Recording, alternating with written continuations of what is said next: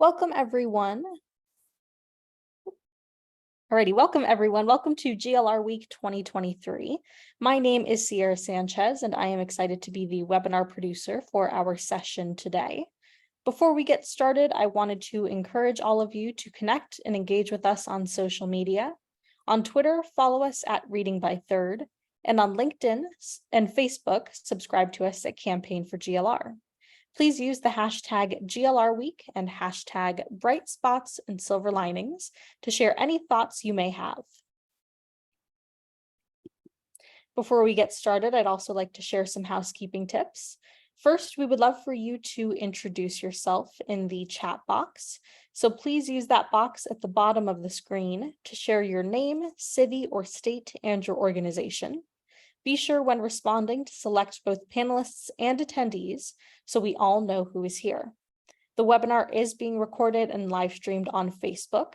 A link to the recording, as well as any resources, slides, and panelist bios, will be sent in a follow-up email to all who registered for this session. Lastly, we'll be posting a brief poll during closing, and that'll pop up on your screen. We highly encourage you to respond as it helps with our commitment to continuous improvement. And again, I want to welcome all of you to GLR Week 2023 with a theme of bright spots and silver linings. This is the second session of the week. We hope you can join us for the future sessions that we'll be offering. Tomorrow we'll have an exciting doubleheader, first on alleviating poverty, co-sponsored by the Aspen Institute and United Way Worldwide, followed by a session at 3 p.m. on being locked out of literacy. Later in the week, we'll have other exciting and emerging sessions that we hope you will join us for, with registration and more information being posted in the chat box now. And we hope you'll make plans to join us. And we also like to encourage you to join some of the state events that are occurring. You are more than welcome to look at the MAP website that we are posting in the chat box now, which highlights various state events and information. And without further ado, welcome to Building on Common Ground, a Governor's Conversation. We'll get started.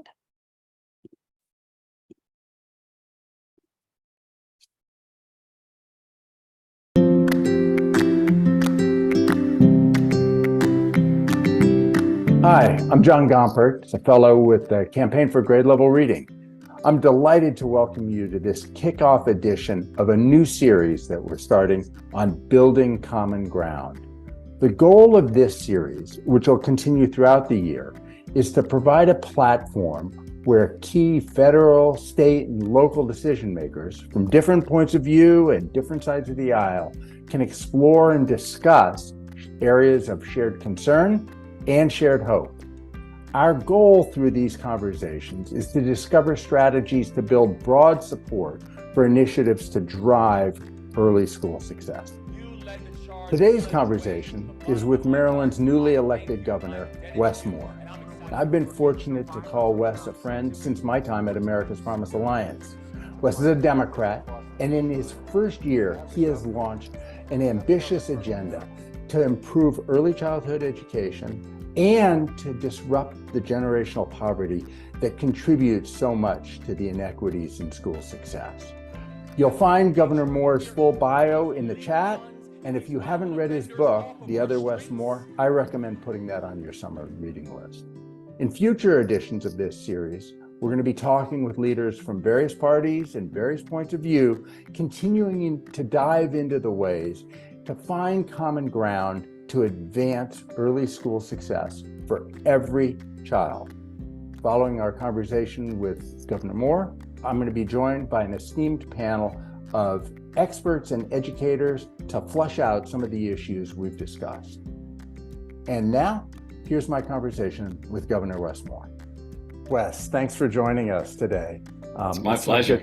So good to see you, and I'm so excited to talk to you about these issues. I'd like to start just talking generally about this idea of common ground, how you think about this. Your path and your career have put you in all kinds of different places and spaces where you've had the chance and the need to work with people who almost certainly have some different ideas than you do. So, that's the military, Wall Street, business, philanthropy.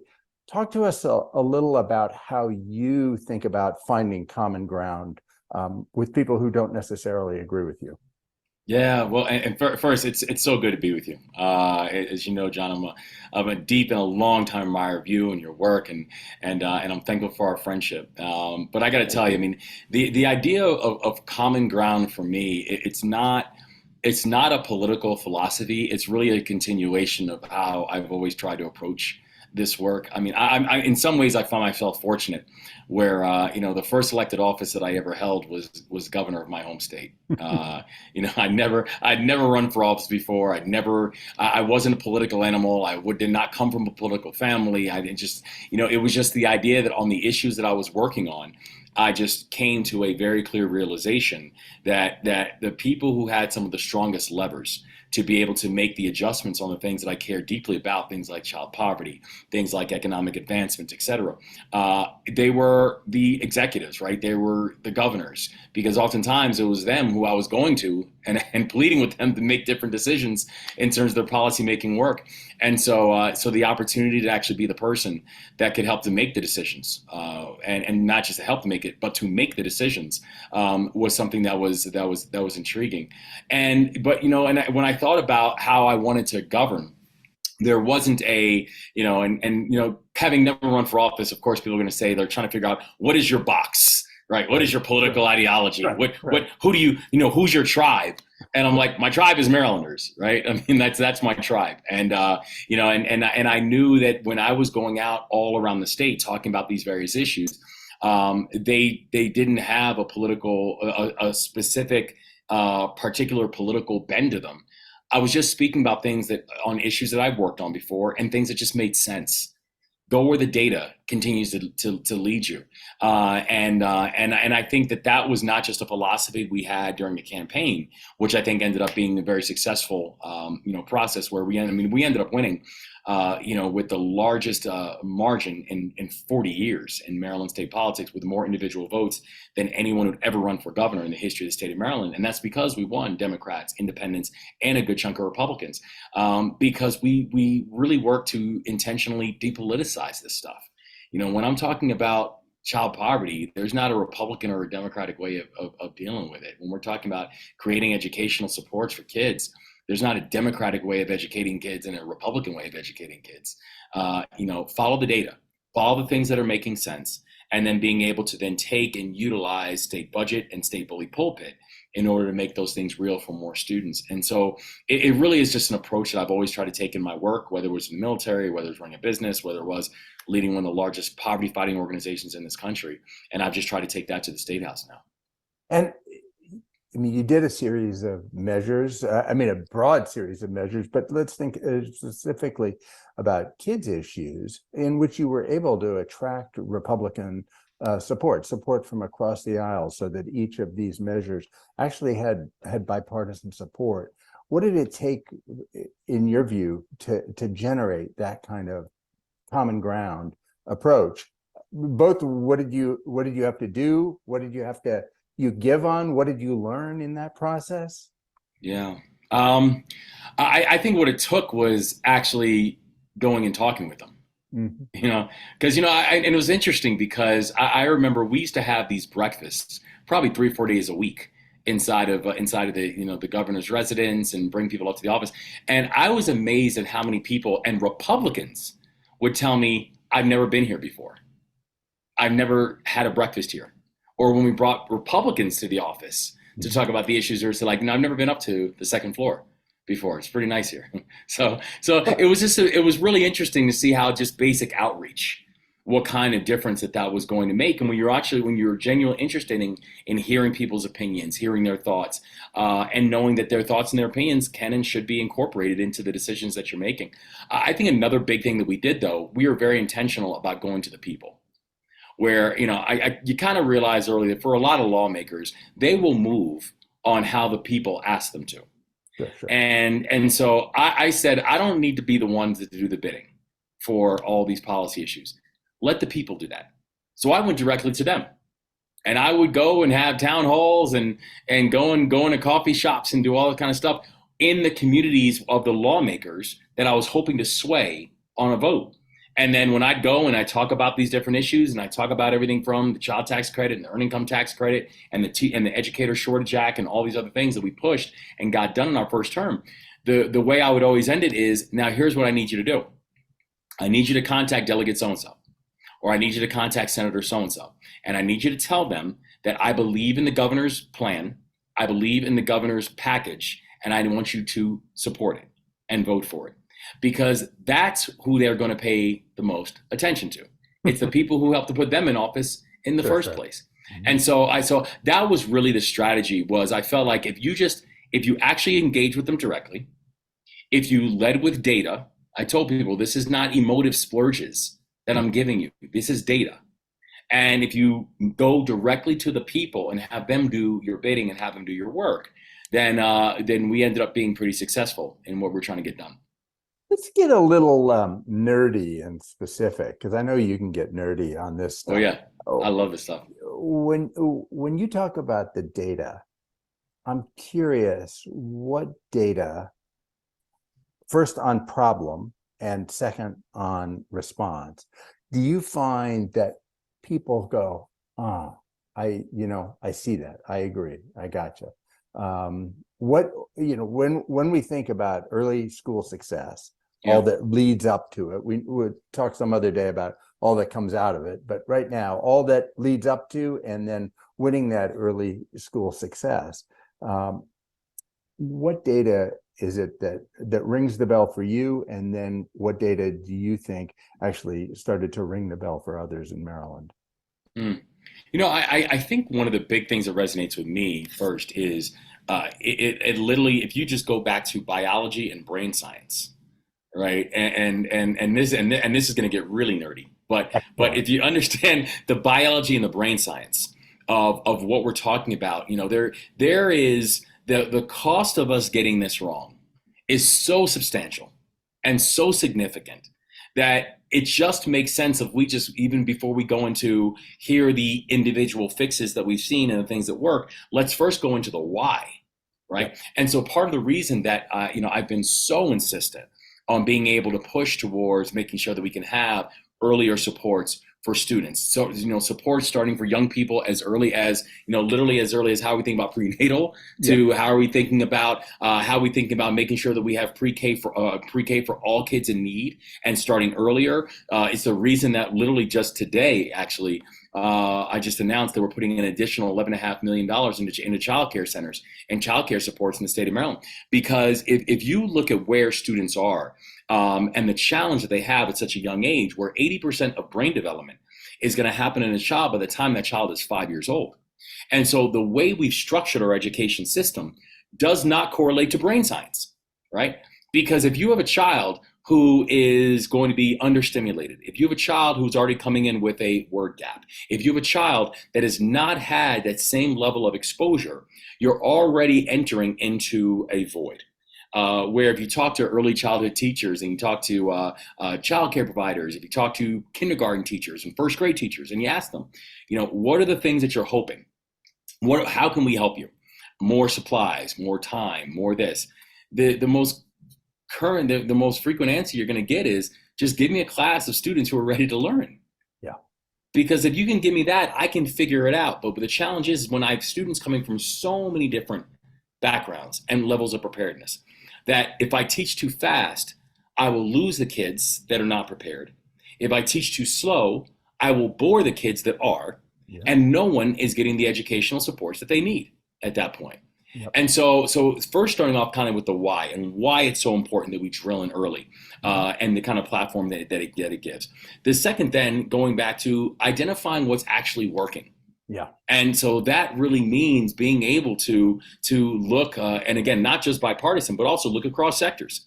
because there's some things that we are seeing that the private sector is doing. There's some things that we're watching how nonprofits and our social sector is doing a remarkable work serving as the backbone of our society. And that includes everything from things like early pre-K and free K programs. That includes things like childcare centers and actually working with parents that are actually going to parents. That's including things like providing additional childcare supports for parents at work. So you're not having parents who have to make this choice between being able to work and making sure that their children are actually getting the supports that they need. These are things that the data continues to show are working within our society, but oftentimes these are things that are either underfunded, unfunded, or funded exclusively by philanthropy. And that's never going to be sustainable. And so that's where government can really do a better job as serving as a partner, because we have the ability to, as say, kind of to take things public. Yeah. Once we know that they are working, we have the ability to create that level of sustainable growth that's going to be necessary for us to be able to support more children. And when you make that pitch, I mean, it obviously rings the bell for you. It rings the bell for me. Are you finding that it's also a place where you're finding common ground with people who we might not otherwise expect you to find common ground? People see that, what you're saying about the importance of the early years. They see the efficacy of the interventions that you just talked about, from pre-K all the way back to prenatal and so forth.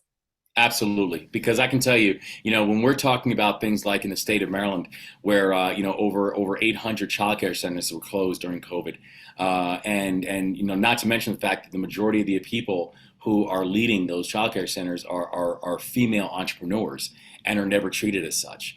Right, when you're looking at the challenge you have for so many parents, and particularly working mothers, to get back into the workforce, what I have to remind people is the majority of those childcare centers that we're talking about, those actually were in rural parts of the state of Maryland. Mm-hmm. They were not in urban parts of the state of Maryland, not even in suburban parts.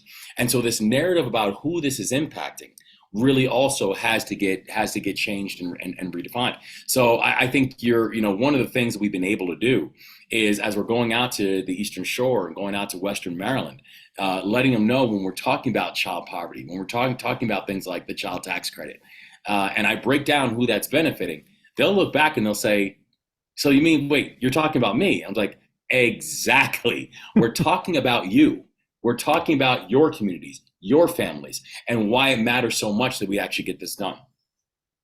I love that. Talk a little about the specific initiatives that you started out pushing around pre-K and early child success. What do you think are the most important levers? And that's understanding, like, there's no magic here. There are no miracles here. There's not one thing we can do and it's all going to be fantastic. It's a whole bunch of things in a sustained way. I'm curious which one of those you identified as most important to start with. I mean, and so you're absolutely right, and that's the thing. One of the most important things to tell people is, like, everyone who's looking for the single thing to fix it all, there's a reason why we're in the problem that we have, is that we continue trying to find the single thing, and while the problem continues to get bigger. And so it really did mean, how do we think holistically about this? When we pushed for example, we made record investments in our public school system here in the state of Maryland in my first budget, and that included record investments in early childhood supports. It means doing things like being able to emphasize the rollout of the blueprint, which is a remarkable and a historic piece of legislation that Maryland passed a few years ago, and that really focused on what does a world-class education system look like if we were to have that for all of our children here in the state of Maryland. And a core component of the blueprint is we've got to start earlier. We've got to make sure we're focusing on early childhood supports. We've got to make sure we're focusing on both this marriage of childcare and also pre-K for every child in need. And in our budget, we actually put together record investments, upwards of $900 million additional, that went into this type of work and to build out these kind of platforms. But it also meant that we've got to make work matter for the individuals and for the families and for the parents as well. And so, so when I said that things like being able to get Maryland to a $15 minimum wage, because gone should be the days when we have parents who are working jobs, and in some cases multiple jobs, and still living at or below a poverty line. When we talk about things like making sure we're having an enhanced earned income tax credit and making permanent the child tax credit, because these have been some of the strongest child poverty fighting tools that our nation has ever created. We've just been remarkably arbitrary and random in the way that we've applied it, where we're saying here in the state of Maryland, we're going to take the lead on it, and we're going to make it so this becomes something that's permanent. That by addressing child poverty, you're also fundamentally addressing children's prospects. Because for children who are growing up in poverty, their probability of then dying in poverty is remarkably high. So we really took a holistic approach of saying, yes, we're going to create record funding for education. And that means also implementations of things like early childhood supports, implementation of things like pre-K for every child in need, rolling out the blueprint and putting $900 million towards the blueprint. However, we didn't stop there. It's also about the economic supports that you have for the families. It means supporting things like community schools, and so that the families can benefit from these things, that we've got to think holistically about it. Because if we just think, to your point, John, if we think it's just the one thing, you're going to watch how the whole thing will fail, and that one thing will be blamed, and that's not the takeaway that we should have taken from it. So some of this, Wes, seems very informed by your experiences at Robinhood. And Robinhood, you're leading the largest poverty-fighting philanthropy in the country. But interestingly, Robinhood is also funded by a lot of people who are very wealthy, who've been very fortunate in life, and some of whom are more conservative, definitely more conservative than you are. Yeah. So how did you, I'm just really curious how you thought about bringing them along on this campaign around child poverty specifically. Well, I think it was one thing I knew was that for the people who were supporting Robin, and whether it's a person who gave $50 or whether it's a person who gave $5 million, right? The thing that I knew was that for all these people, they had a choice. They didn't have to give to a poverty fighting organization. They could have easily given to their Ivy League alma mater. They could have given to their Modern Museum of Art, or they could have not given at all, right? They could have just said, I don't do philanthropy and I spend it on myself, right? So these are people who made a conscious choice to say, with my capital, I am actually going to spend it on addressing something that should be breaking all of our hearts, which is the issue of child poverty. So I knew that was the foundation that I had, that these are people who believed, these were believers, right? That we could actually do something. And so that I knew I already had a kind of a step up. The second thing was, oftentimes I knew that these were individuals who did not make their decisions on anything in life without data. So I go with data. Yep. And I tell people, I'm not backing this policy or that policy because it sounds good. I'm not backing this policy or that policy because it's the political issue du jour. I'm backing it because the data shows that this can actually work, and this can be the highest leverage point of dollars that we can push towards these various issues. And I think the third piece, and even for people, whether they are more conservative than I am, or regardless of where they are on a political spectrum, I say that, getting this wrong is terribly expensive. That, the money that we continue to put towards our criminal justice system, the money we continue to put towards our juvenile justice system, the money we continue to put towards rehabilitating broken adults is staggering in our country. And it's staggering around our world. And so the smartest investment that you can make, the investment that you're going to get the highest ROI, is invest early. Invest to make sure that we are creating pathways for children to be able to have a better chance of success. Because if you do that, regardless of where you are on a political spectrum, if you believe that we as a society should be a society that can produce better results and be more just and be more cost effective and efficient, then there are strategies that I think we can agree on that we should all be taking on board. And when you brought that thinking to Maryland in a government leadership role, and had to talk with people in the legislature who are on the other side of the aisle from you. Do you find that pitch around child poverty worked? I do, and I That's feel like encouraging. it That's is, encouraging. it is. And when I said in my first State of the State that we are going to have the most, the strongest bipartisan push to end child poverty in the history of the state of Maryland, that it was not just Democrats who stood up and applauded. It That's was everybody. fantastic. It was the entire floor. Fantastic. That's And if you fantastic. look at the fact that we introduced 10 bills in our first legislative session that focused on everything from raising minimum wage to being able to address the child tax credit to making Maryland the first state in the country to have a service year option for our high school graduates. Each and every one of those bills passed. But importantly, each and every one of those bills passed bipartisan. We got Democrat and Republican votes on every single one of the bills that we introduced in this legislative session. And so I think that really does matter. And it matters because we're able to show that if you're going to do the work, and if you're able to do the work, and really go out and push and drive everybody to get on board, that you might surprise yourself on how bipartisan this issue can actually become, and how much people will want to push towards a larger solution set. I love that. That's encouraging, and it's great to hear encouraging things. It's especially important right now because I think a lot of people are experiencing efforts to actually divide folks around issues related to kids. You're saying there's actually good politics in bringing people together around issues related to kids. It's not just good policy. It's good politics. It's both. It's a way we're going to help to bridge the divide. And it's also a way we're going to create better long-term results. And so to other lawmakers, I say, don't run away from it, run towards it, because I think it's going to be one of the most effective things that we're all going to be able to do, not just to create better results, but also to bring more people along with you. In that process, Wes, are there things that have surprised you that people across the aisle have brought to you and said, hey, I get what you're trying to do here. Here's a good idea I've had. Here's something I saw in my community. Have you learned some stuff and seen some stuff that you've been able to incorporate? Oh, absolutely. And actually, I think it's one of the great things is that, there is no political party that has the market cornered on good ideas. Right. And there's no political party that, frankly, every single idea that comes out of a party platform is a good one.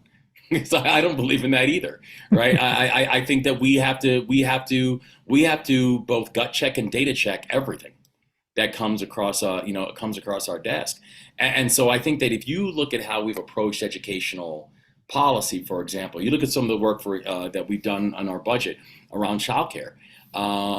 So much of that stuff was actually informed by Republicans.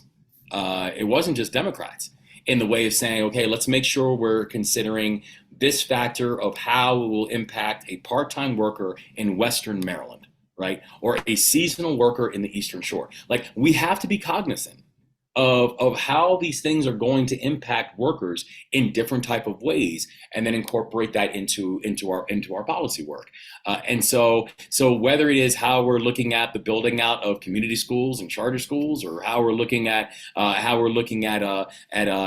start times and year and the year calendars for some of our schools, all these things are informed not by a political party and not by a political agenda, but they're continue to be informed by lawmakers who really are close to these issues, because, as we say, the people who are close to the challenge are the ones who are closest to the solutions. They're just hardly ever at the table. So we are very intentional about making sure that we can enlarge the table. Fantastic. I just thank you so much for your time. I want to close out with your thoughts on, I know you're new at this and you're just getting to know your fellow governors, but the kind of spirit and optimism that you have about working on issues of particular importance to young people, you feel that amongst other governors, including governors who are in the other party? Yeah, I do. I always, when people ask me, they're like, so why'd you want to get into politics? And I said, I didn't. I wanted to be a governor. because I really do feel like governors have a different type of approach to this work. The governors, you're the chief executive of your state. We don't have time to be dealing into the petty. And if you're dealing into the petty, you're not doing your job. Because in my case, we've got close to 6.5 million people who every single day are not asking me to be responsive to a political party or to an ideology. Yeah. They're not asking me to be responsive to Washington, D.C. They're asking me to be responsive to them. And that really is the approach that we try to take with this work. And I think that, governors, in addition to the fact that when bad things are happening, we have the ability to be the first line of defense. Yeah, for sure. And to be able to push back when we're watching some things on the federal level that are just incredibly problematic and are really violating folks' freedoms, et cetera. But the other thing that governors can do is we can be the laboratories of best practices. We can Yep. be the ones who can really push forward big ideas, best practices, best ideas, try them out in our state. And then once we're seeing things that are working, we're then able to share that and know that if I'm sharing an idea with the governor of Utah or the governor of Nevada or the governor of Delaware, or they're sharing their ideas with me, Yep. I'm not accepting it in competition. I'm not saying I can't do that because New Jersey did it first. Right. No, Yeah. I'm saying, did it work in New Jersey? All right. Well, how do we get it to work here in the state of Maryland? So I think we take a different type of approach and a different type of partnership to the work, which I think has just been so wonderful to see as a new governor. That's fantastic and very encouraging for all of us in the campaign. Wes, again, thanks so much for spending time with us and for sharing your thoughts. It's great to see you. It's great to see you. Thank you for this work, and I'm excited to continue pushing forward together. Thank you.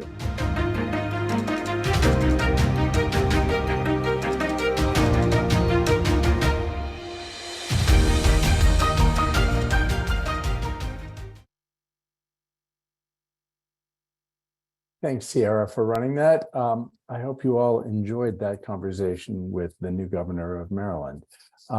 Now we get to turn to our all-star panel for some commentary. I'm going to start by being very brief with introduction because I want to get straight into the conversation. As always, though, you can find the full bios of all of our panelists in our chat section. So quickly, here's who's with us today. Denise Fort is the president and CEO of the Education Trust. She's one of the nation's leading voices on progressive education and family policy. Seth Gerson is a program director for K-12 at the National Governors Association. He leads the team there that supports governors and their key policy staff in developing and implementing K-12 education policies and priorities in their states. Lucy Barrier-Matheson is the deputy director of K-12 at the Hunt Institute. Lucy collaborates with state policymakers, education leaders, and other stakeholders to strengthen equitable education policy and practice through research and data analysis. And finally, Marty West is the academic dean and professor of education at the Harvard Graduate School of Education. He's also the deputy director of Harvard's program on education policy and governance, and he's also the editor-in-chief of Education Next. I don't know when Marty ever sleeps. Thank you all so much for being here with us to help kick off this series on building on common ground. In the current environment, it's super easy to find areas of disagreement and controversy. The news is full of them, and the people who hold the microphones know that they get the most attention by being the most provocative and emphasizing disagreement. In this conversation, I really want to zero in on the opportunities and challenges around building common ground on the question of early childhood success, early school success. With that guiding idea in mind, let me start with a quick round robin by asking each of you what jumped out to you about what Governor Moore said. Anybody can start. Lucy, why don't you start? Thank you so much. I would love to. I am so appreciative of the opportunity to be here. So just want to first just say thank you for that and to be in conversation with all of you. The thing that really stood out to me, there were, several things that really resonated, but something that really jumped out that we have definitely seen in our work is this idea of showing examples of success and being able to pull examples of success from other states and then seeing that replicated in states that are trying to do similar work. We have that conversation all the time with the policymakers and education leaders that we work with is, where have we seen solutions that are working and how can we do that here? And what do we need to do to bring that into our state? And who can we talk to? And how can you help us create that connection? And so there is this real hunger for wanting to see examples of that success in these areas where states are trying to do the same work and then make that happen and kind of on a broader scale. So something that we are definitely seeing a lot of. Awesome. Seth, I see you nodding your head and taking notes. So why don't you go right ahead? Well, thanks, John, and greatly appreciate you and Ralph and the whole team at Campaign for Grade Level Reading for having me on today. Great to be with you and featuring one of our members, Governor Moore, right at the top. I think two things jumped out at me in your conversation. One was, like so many governors across the country, that Governor Moore is tackling so many of the big challenges in education, right? Not just early childhood, but early childhood, K-12, post-secondary workforce, that he, as he said, thinking holistically about all those systems and how they need to be coordinated together, really acting in that traditional role as a pragmatic problem solver that governors are, representing, as he said, so all of his constituents, not just one party, but all of them, and in all areas of the state, thinking through that and using those different powers and levers to do so, right? He talked about using that bully pulpit, engaging state legislators, convening them, going to those closest to the challenge, parents, families, communities, educators, students, right, to really hear their voices. And then that common ground echo would be my second thing. So much of our work at National Governors Association is exactly that, providing that safe space, that safe forum for governors from all 50 states and 5 territories to solve problems, as Lucy said, to really compare what's working, what's not in their states, to talk about promising practices, but find common ground across party and state lines. I think he really echoed that intent of our organization that we've been at for a long time. Fantastic. Thanks. Denise, what popped for you?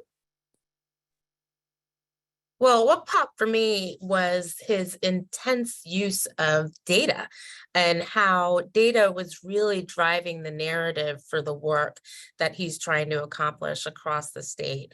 That is something that we do in particular at the Education Trust, and really feel that data as the narrative builder can really be useful in helping to convince folks of where the real impact is or where the real impact isn't. So I was really glad to see Governor Moore talk so much about the use of data in building that narrative.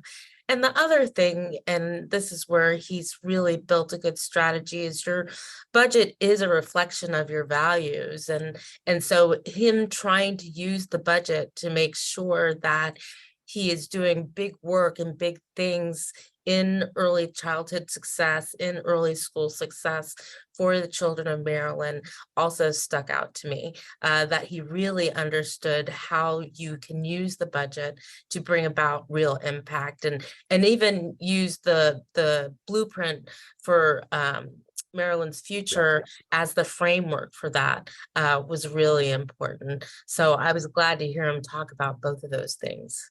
Great. Marty?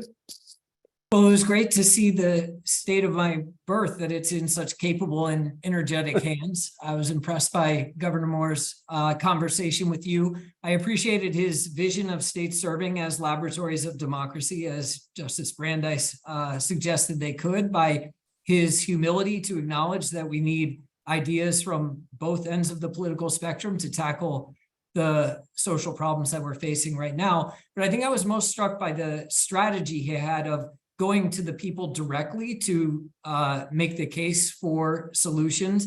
I think the people are less polarized than the elites. And so I think that can be an effective way of moving the ball forward. Well, since you just said that, you set yourself up perfectly because the place I wanted to go, we have two studies that we want to do really just quick little report outs on about what is actually the level of polarization as we think about common ground. Is there lots of it or is there little of it? And we have two kind of different views of that. So Marty, why don't you talk a little bit about your survey, and then Lucy, I'm coming to you to hear about the Hunt Institute work. Yeah, to some extent, I think I was invited to be the skunk at the garden party while we were trying to find common ground. You seem so nice, though. Well, I don't want to overplay that role. And so my colleagues and I at Education Next, the publication that you generously mentioned in the introduction, we've been surveying the American public for 17 years now each summer. And our consistent message in interpreting the findings of that research is that partisan differences on education policy are relatively muted, at least within the context of what you see on most issues in American democracy. And that remains the case in some key areas, and we can talk about that going forward. But in writing up the results of the survey we did last year in the summer of 2022, we did highlight signs of growing partisan polarization in the American electorate on issues of education. There are sort of three types of polarization that we saw emerging. Some were issues where we'd always seen a bit of a partisan divide, where those divides were growing. This might be something like your attitudes towards teachers' unions, whether you think they're a positive or a negative influence on the degree of support for education spending. We had what had been 10 or 15 percentage point differences in partisan opinion, jumping to 25 or 30, that type of range. Then there were some issues where until recently, we just hadn't seen much in the way of partisan differences in opinion in the electorate. A good example there might be charter schools, where traditionally they had drawn pretty similar levels of support across both parties over the past 5 or 8 years. We've started to see a clear difference with Republicans being more supportive than Democrats, again, talking at the mass level. And then the third were just an emergence of a new set of issues that had risen to the fore of the politics of education and were producing very striking partisan divides. The most obvious example here would be policies to mitigate COVID. This was right when we were coming out of the pandemic. Huge partisan disagreement over things like masking in schools. And so we wanted to call attention to that. Also big differences on, for example, the role of race and racism in the K-12 school curriculum. Again, strong partisan divides. So I do think there's a threat that these issues where there are strong divides will distract from our attention to other issues. And I think these emerging signs of partisan polarization across a set of issues have implications for how we lead and how we advocate for education policy changes. But I don't want to overstate the case that I was invited here to make. It sounds that was super helpful. It sounds a little like issues that have always been more divisive or likely to be more divisive have become more important. Not that people have changed, but that issues have actually changed in some respects. I think it's a little bit of both, but I think it's more the latter that really jumped out. Okay. Lucy, tell us a little about what the Hunt Institute has found. Absolutely. So we started an initiative. It's called Across the Aisle, and we do this work in collaboration with former West Virginia Governor Bob Wise. And we really started this in response to the COVID pandemic to harness the power of an unprecedented coalition that we saw of potential voters. And that includes parents, teachers, students, education leaders, organizations that really want to see these large, widespread systemic changes to our education system, as opposed to going back to, just kind of status quo and what we were doing before the pandemic. So really trying to figure out, where is this initiative? Where is this kind of power that we can harness around what are the changes that voters want to see, that parents want to see, and where can we start actionizing some of that and maybe putting some of that into policy changes. So this is as part of that work, we do this survey, and it was conducted, it's an annual survey now. Last year it was conducted at the end of August, beginning of September. And I will say our results were not necessarily in opposition to what we were seeing from Education Next, just different. And I think along with it, some interesting themes on what has always been polarizing continues to be, and then some of the things that we can find some common ground on. So we did see a lot of agreement across partisan and demographic lines in our survey results. Unfortunately, one of the largest ones was in a decrease in confidence in the public education system. We are seeing that kind of across the board. Everyone has decreased and is not feeling quite as good about their public schools. We also saw that there was agreement, though, that not everyone had the same impacts in the pandemic, kind of across parties. The majority agree that, low income and high income families had different impacts in particular, but really in agreement that, this wasn't everyone experienced the same thing. There were different impacts based on kind of where people were and what they experienced in their schools. We also saw, and this has been a real big talking point around parents' involvement in education. Everyone thinks they should be. There is kind of across the board really strongly like, yes, parents should be involved in their child's education. Yes, they should know what their kid is learning. Regardless of party, everyone thinks that. But also over 6 in 10 respondents indicated that they think that parents are. So it's not necessarily a shift. It is, we think this should continue. And we saw 8 in 10 parents who responded to in particular who were parents said they know at least some of what their child is learning in school, and 4 in 10 said that they know a lot about what their kid is learning. So I think we're having the conversation like it's a new thing, and I think this kind of shows like, yes, people support it, but they also think it's largely already happening. And then there was a number of issues, and this is going to get into a little bit of a list, but just to kind of show the range of things that there is agreement on. When we asked respondents to rate how big of a problem various issues are, not teaching real world skills, ensuring schools are free from violence, students not reading at grade level, and ensuring schools are free from bullying, all had comparable, they were all at the top and all had comparable rates of Republicans and Democrats saying that they think those are all big issues. One of the things that we have talked about in our report, and might have been mentioned, I think, in the description for this session, is around book banning and censorship. And I will say that did rise. That was one of the top things that was indicated as a very big issue generally across the board when compiling all results.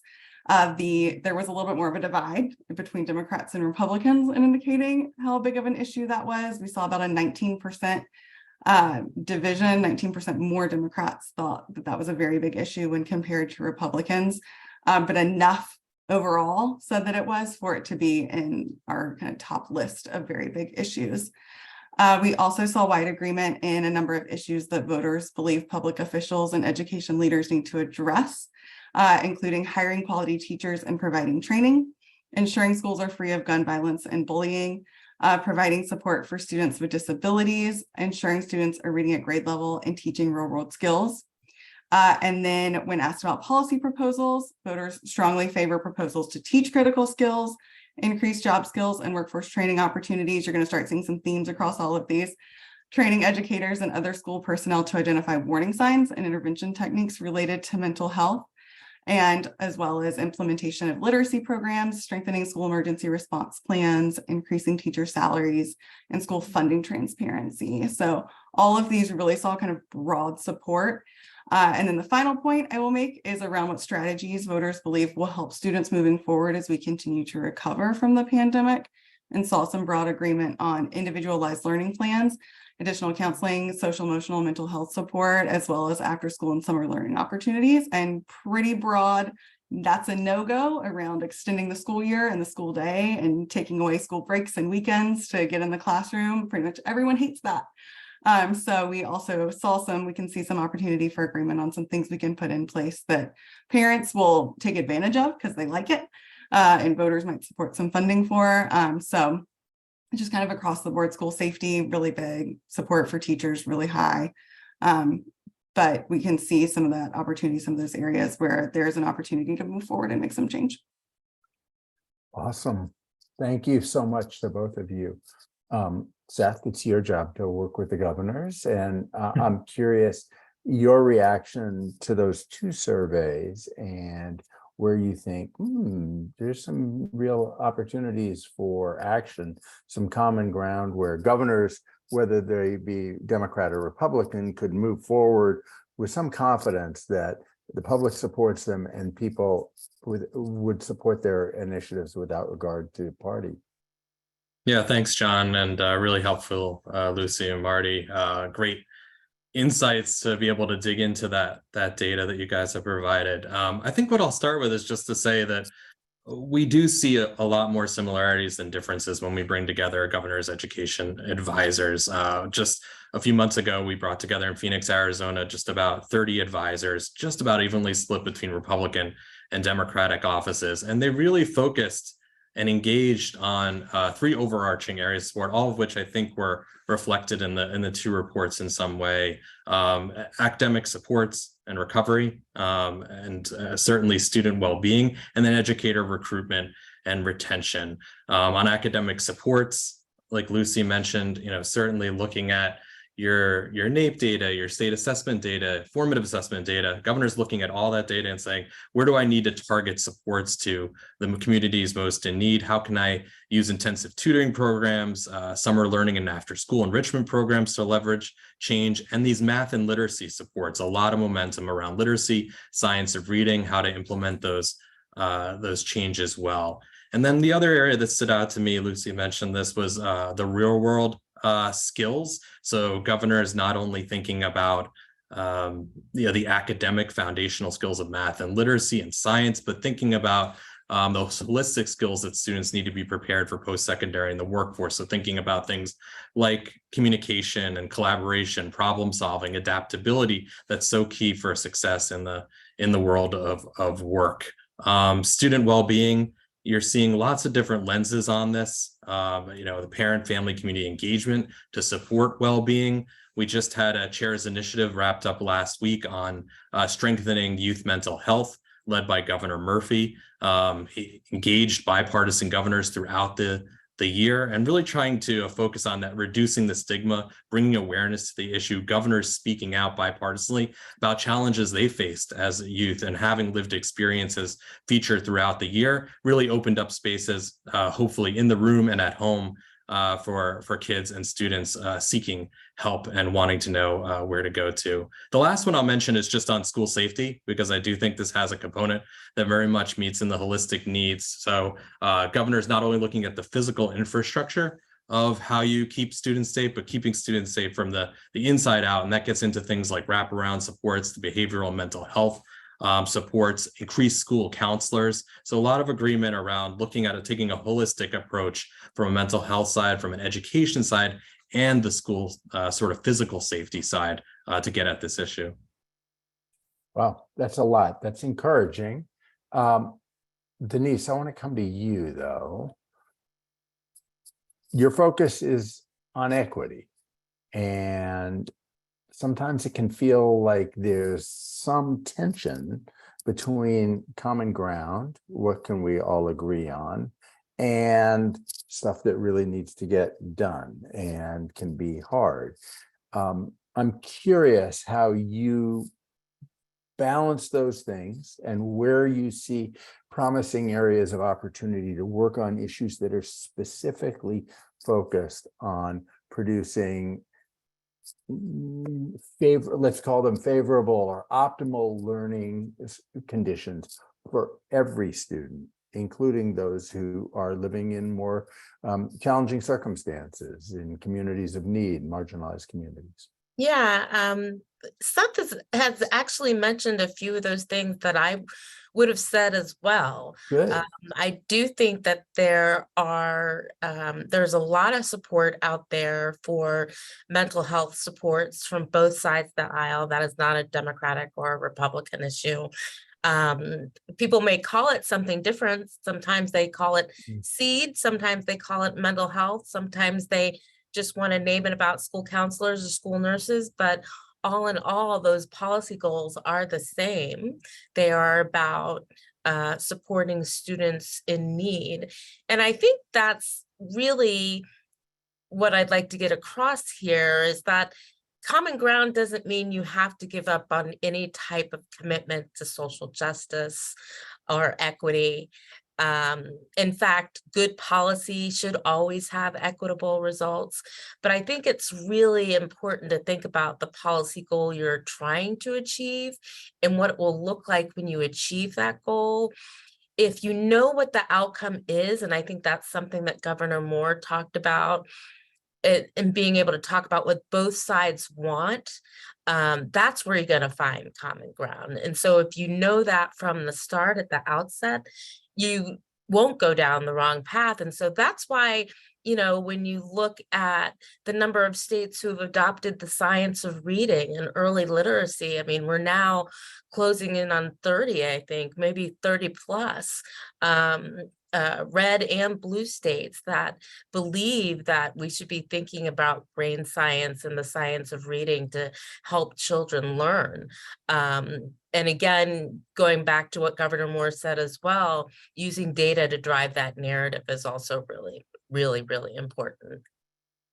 Thanks, Denise. Marty and Lucy, I want to come back to you for your reactions around this, where you see, let's focus on early child success, early school success for a moment, where you see opportunities in your data that suggest, oh yeah, a lot of people could get behind that in a big way. Marty, go ahead. Sure. I mean, I think the most promising development in that area right now is what Denise just mentioned around the science of literacy and reading. I think what I've been struck by in that area is that so far, at least, advocates in that domain have succeeded in keeping that issue from becoming polarized along partisan lines. And that's something we know can happen in education policy debates.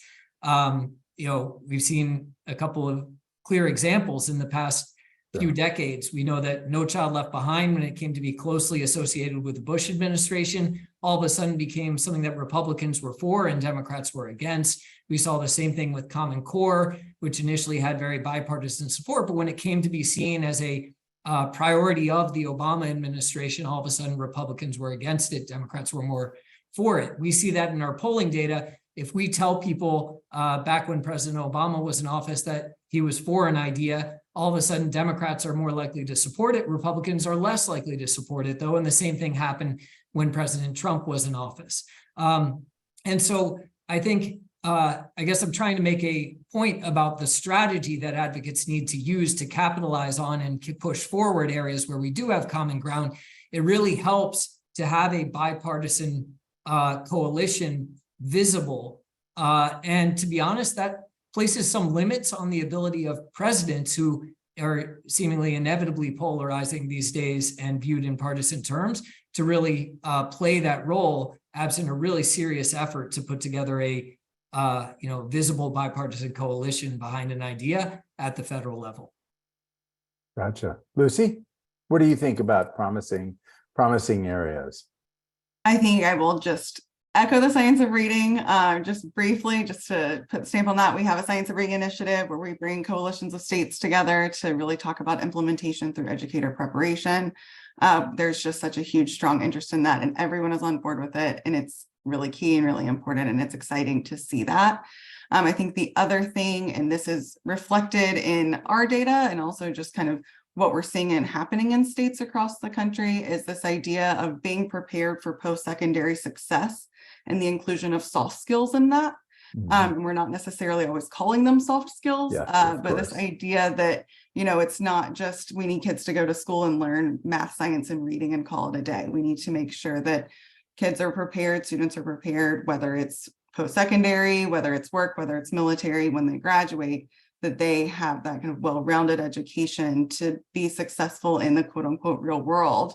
And that might, again, differ language-wise based on who you're talking to about it, but it's all this idea of how are you making sure that students are being supported across the board with all of these different skills, all of these different things that can make them successful. We're seeing the expansion of these portraits of a graduate in some states that encompass these really explicitly and showing these competencies. We're seeing some states introduce, social emotional learning standards that are, the exact same kind of seriousness and weight that are given to academic standards, but really what are the behaviors, especially our young kids, that we need them to be learning and developing in their early grades, and how do we measure that, and what does that look like, and how does that relate to long-term success in academics and just again in life in general. So really seeing a lot of broad support for that and a lot of growth and expansion of that, which I think is really exciting.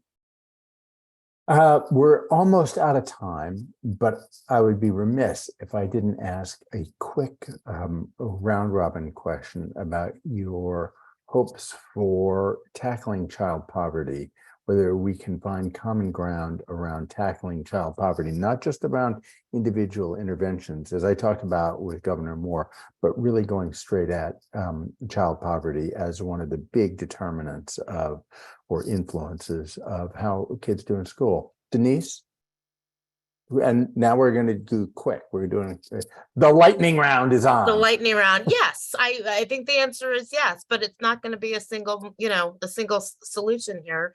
He is going to have to tackle it with a bunch of things that are going to be squarely in his toolkit that he can get done. So I absolutely think that he can manage that. Marty, what do you think about the potential for common ground around measures that actually don't go straight at educational outcomes, but go straight at child poverty? Well, the clearest example where I think you can point to some opportunity for common ground is child tax credit policies, where we've seen serious proposals advanced at the federal level by Republicans like Mitt Romney and others. And you've seen, that be a key part of what Governor Moore is doing in Maryland. So I think that's one example. I always think a child tax credit is pretty similar to an education savings account that's been passing, across various Republican states in terms of getting parents, access to resources that can be used to support a child's education and development more broadly in a flexible way. And so that's where I would begin the search for ideas that could make a difference there. Seth, what do you think? I would come back to something that Governor Moore said, which was to think about these things holistically. And I think there's just such a catalyst right now to think about not only from an education side, but how education, health, and human services can work together to address so much of these issues. And we're seeing that bipartisanly. There was those relationships that were built during the pandemic, and those agencies want to continue talking to each other to try to address these issues. And Lucy, you get the last word quickly. Amazing. I would just take it back to something else Governor Moore said around making it personal. I think child poverty is personal to everyone. It's in every community, and just going directly to people and talking about that and talking about what it looks like and how it shows up. I think it's something that everybody can relate to and everybody can get behind.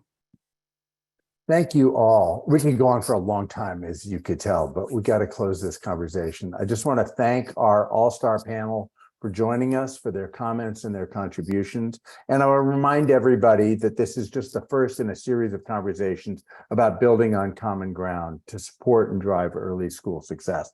We look forward to future events and hope you'll join us for those conversations as well. And finally, just a reminder that GLR Week 2023 has just begun. We have many events and sessions over the next few days. I hope you'll check those out and will join us often. Again, thanks to everyone, and we'll see you again soon.